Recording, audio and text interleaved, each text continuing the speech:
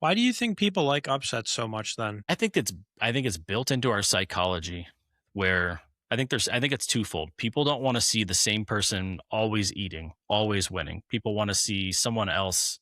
It builds drama, it builds suspense, it builds hope that you could also win if somebody that wasn't expected to win, that maybe you can too. So I think that it's that. And then I think sometimes people just like genuinely want to be right about something, even if they are grasping for straws. Like, I think people want to be like, oh, I think they have a chance. I think they can do it. And then when they win, they're like, oh my gosh, I told you. So I think it's a twofold thing. I think people Yeah. get really tired of seeing the same shit all the time. It gives them hope that maybe they could rise up as well. And then some people I think just want the glory of saying that they called it. Do you think it has any? I heard you say it has to do with psychology. Do you think it has anything to do with the fact that, as like an everyday person, let's just say an average person, an average sports fan like you and I, deep down, you're like, you want to like tell the man F you, like, Yeah. yeah, like you lose. You're always a good team. Like, let's see somebody like beat your ass one time that's like Yeah. not that, not as good or not as prevalent. I think you can relate it to a lot of things in life.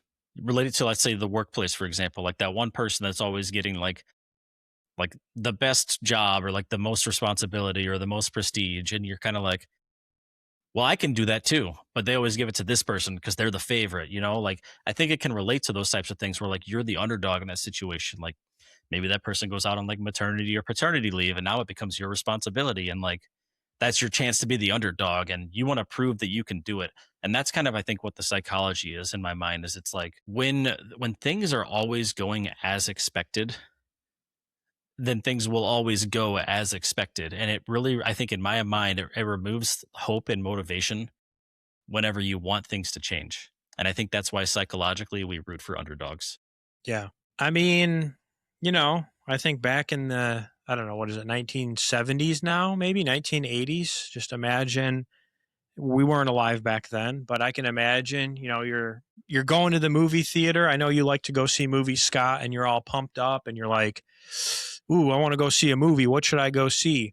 You put on your leather jacket, you get your popcorn ready, you take your girl with you. Come on, baby, we're going to the movie theater. And guess what you go and see back then, Scott? You see Rocky. You see Sylvester Stallone, the Italian stallion, the Yeah. ultimate underdog guy, comes out of nowhere and beats ass many Yeah. times in many movies. So like, I don't know. I just think we're drawn to it. It happens in movies, it happens in sports, it happens all over. Well, and what you just described is also, we're kind of culturally and media based trained to associate like underdog is good, favorite is bad because it makes for better stories. And so those stories Yeah. that come out in the news, whether it's real life stories or they come out in cinema or in fiction books, whatever type of media you're reading, Mhm. these stories are better if the underdog is the good guy, the protagonist. And so maybe that's a whole nother part of it that kind of like subconsciously has then become a part of our psychology. And we associate like, oh, 16 seed, good guys. Number one seed, bad guys. These are the monstars. But Mhm. we want the Looney Tunes to win, Yeah. like It's the hero story. Everybody has their hero story, and that can be your hero story in sports. yep. Yeah, Yeah. I mean, I think that's what it boils down to.